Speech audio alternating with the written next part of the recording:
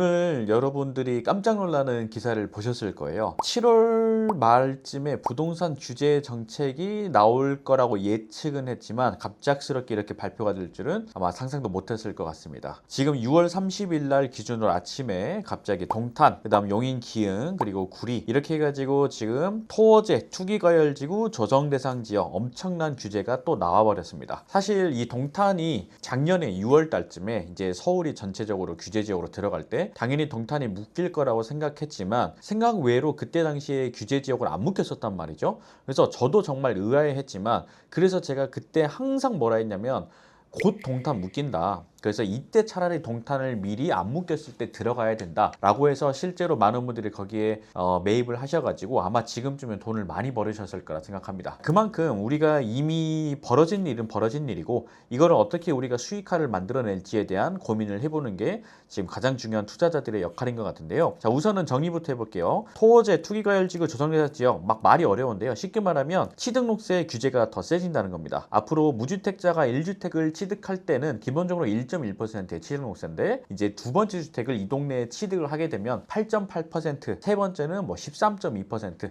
이렇게 점점 올라간다는 거니까 결국 사지 마라 이거겠죠. 그 다음에 여기가 토지거래 허가구역으로 묶였기 때문에 앞으로는 동탄, 기흥, 구리에 아파트든 어떤 집이든 간에 살려면 무주택자만 살 수 있고 그리고 무주택이라 하더라도 실거주를 전입신고를 6개월 안에 해야만 이 토지거래 허가를 해줍니다. 그래서 내가 실거주할 의사가 아니라고 한다면 절대 못 사게 막아버렸다는 게 이번 규제의 핵심이고요. 그리고 마지막으로 대출이 많이 줄어들게 될 거예요. 자, 무주택자라 하더라도 동탄, 기흥, 구리에 취득을 할 때 거의 사실상 40% 한도밖에 대출이 안 나오기 때문에 결국엔 누구만 좋냐? 무주택자인데 현금이 있는 사람들만 이 동네에 집을 살 수 있다라는 게 지금 6월 이게 7월 5일부터인가? 7월 아무튼 7월 초부터 바로 효력이 시작되니까 사실 1, 2일 오늘이 촬영 날짜 30일인데 내일 7월 1일, 2일 안에 굉장히 매수세가 많이 확 불지 않을까 이런 생각을 해봅니다. 자, 어찌됐건 우리가 결국에는 그쪽에 지금 진입을 못했다라고 한다면 앞으로 우리가 어디로 가야만 실제로 돈을 더 벌 수 있을까 이걸 고민해야 될 텐데요. 우선은 가장 이미 우리가 풍선 효과라는 걸 알고 있죠. 그리고 이미 우리는 학습을 했습니다. 이 정도 규제가 왔다는 것은 사람들은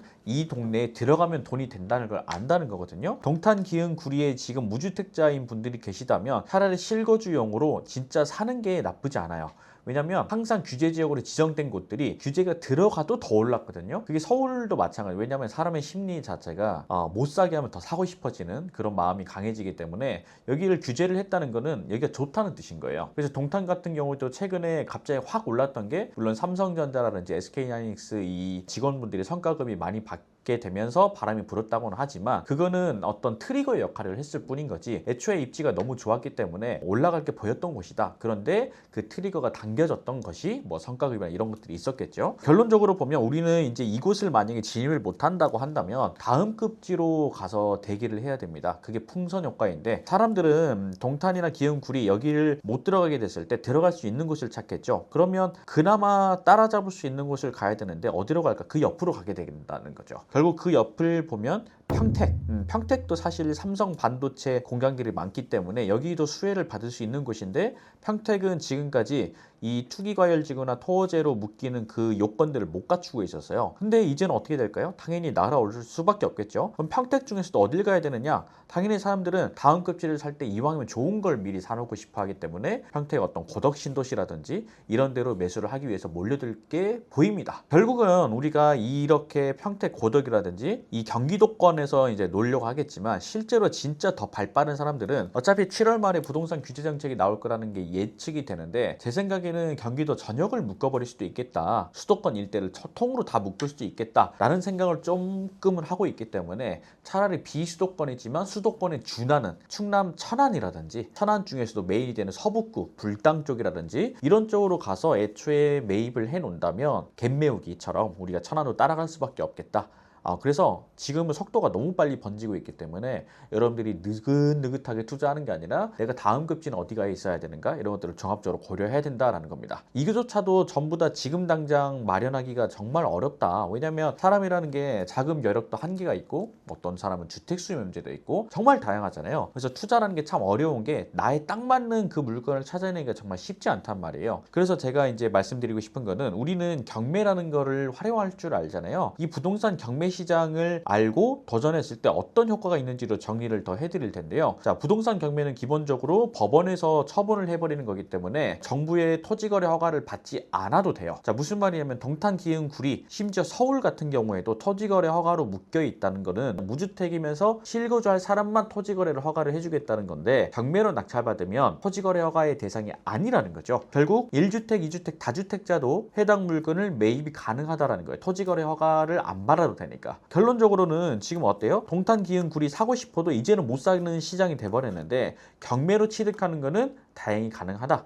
첫 번째 장점이죠. 자, 그리고 두 번째로는 대출 부분이 너무너무 강력합니다. 자, 일반 매수로 살 때는 보통 일반 매수하는 금액의 40% 정도가 한도밖에 안 나오지만 경매는 어때요? 시세보다는 훨씬 더 저렴하게 사기 때문에 예를 들면 1억짜리 아파트가 있는데 40% 대출이면 4천만 원만 나오잖아요. 근데 1억짜리를 내가 8천만 원을 받아. 그러면 똑같이 4천이 나오니까 실질적으로 낙찰가의 50%, 60% 이렇게 대출의 한도가 더 높게 나올 수 있다는 게 장점이라는 거죠. 이렇게 동탄, 기흥, 구리에서 내가 살 수 있게 만드는 그 요인들이 경매로 인해서 그냥 취득하는 것만으로 최소 5천만 원 이상의 경제적인 수익이 발생한다라고 볼 수도 있다는 거죠. 결론적으로는 남들이 못하지만 그 틈새 시장을 공략할 수 있는 스킬이나 공략 방법들 이런 것들을 우리가 어떻게 경매적으로 녹일 수 있을까 이것들을 고민을 해야 되는데 사실 그냥 단순히 생각만 해서는 경매로 하기는 쉽지 않기 때문에 제가 어떻게 하면 부동산 경매라는 걸 통해서 앞으로의 서울 그 다음에 경기도 수도권 그리고 충남, 천안 이런 곳들을 어떻게 아파트로 진입해서 더 저렴하게 살 수 있는지 그리고 운영 방안들에 대해서도 조금 설명을 해드리는 시간을 좀 가지려고 합니다. 그래서 7월 10일 오전 10시 30분에 제가 경매로 무료 온라인 라이브 강의를 할 텐데 만약에 그 내용이 어떤 건지 궁금하시다면 아래 고정 댓글란에 강을 제가 올려둘 테니까 카톡방에 들어오셔가지고 무료 강의를 한번 들어보면서 앞으로의 방향을 설정을 해 나가셨으면 좋겠습니다. 자, 그래서 오늘 정말 중요한 이슈였던 동탄, 기흥, 구리 다시 한번 눈여겨보면서 단순히 우리가 허탈감만 느끼는 게 아니라 그러면 내가 지금은 무엇을 해야 될지 이런 것들을 고려해보고 고민해보시는 게 좋을 것 같습니다. 자, 저는 다음번에 7월 10일 무료 특강 때 뵙도록 하겠습니다. 감사합니다.